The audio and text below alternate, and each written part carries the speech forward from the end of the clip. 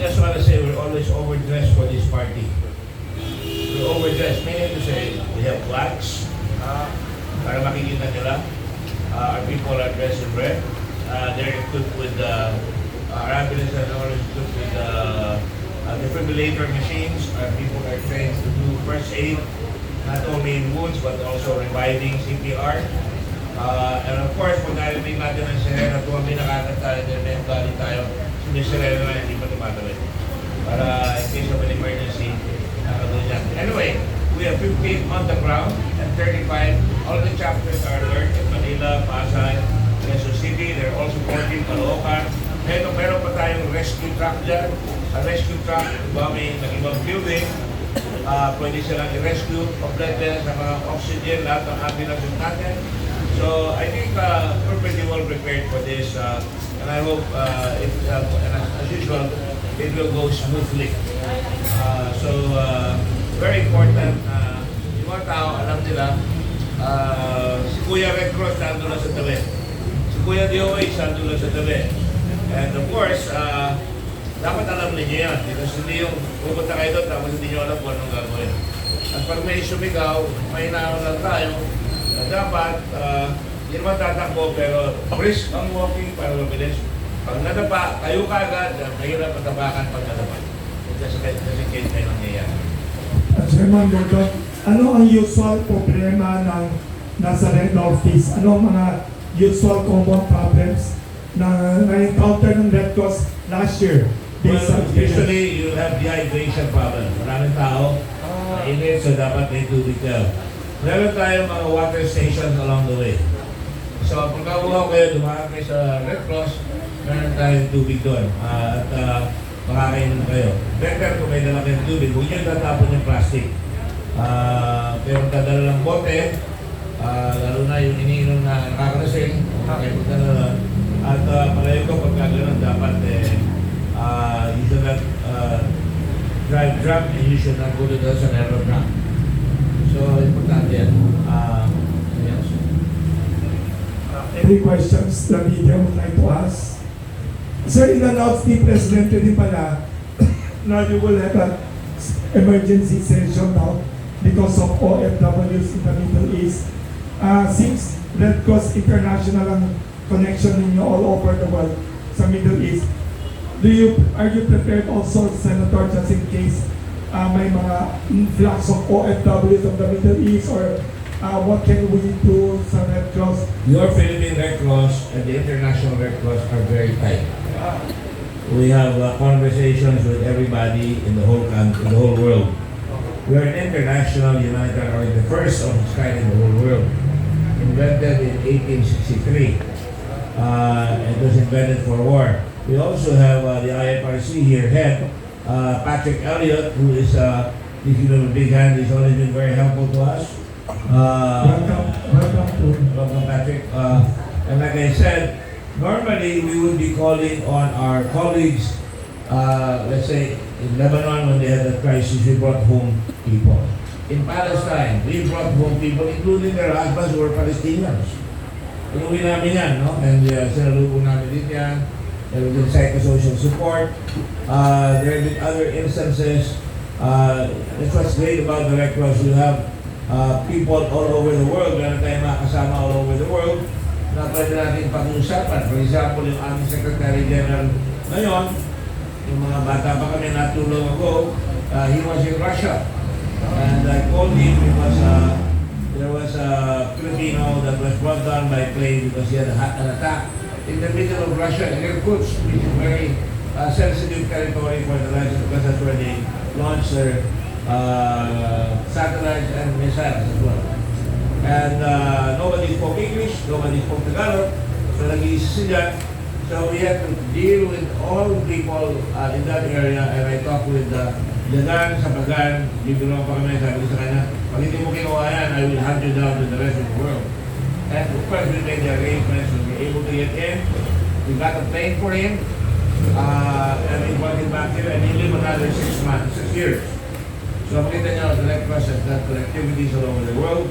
And whenever we have disasters, our brother associations and sister associations like IFRC, the International Committee of the Red Cross, we are always connected with one another, even here. The earthquakes, kasama namin dyan ang IFRC, ICRC.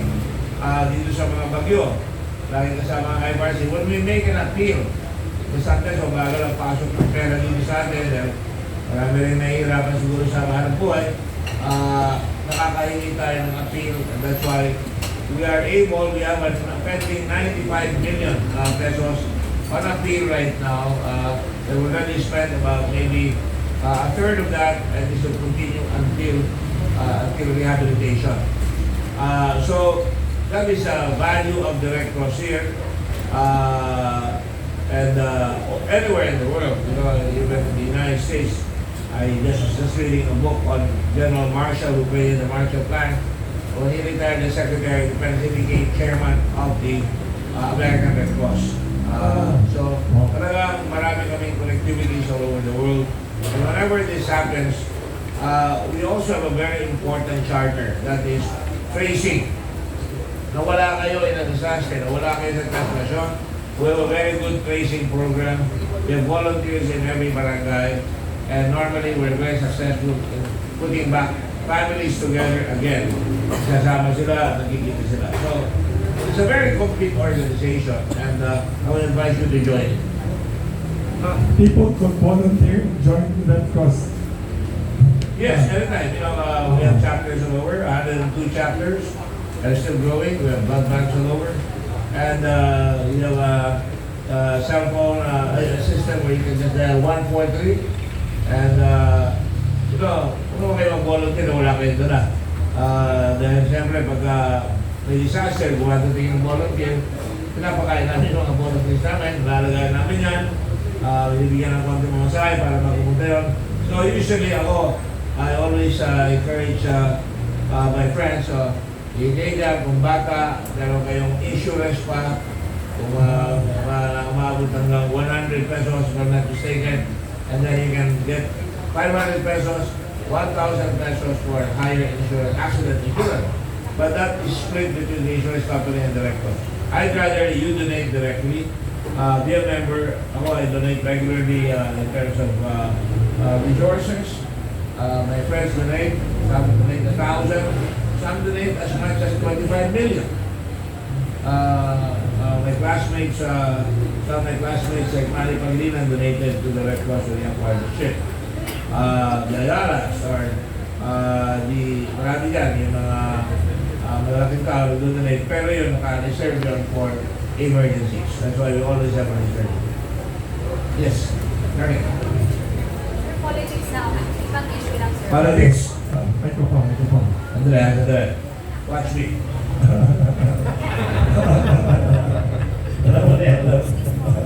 Go ahead. Hi, sir. Happy New Year.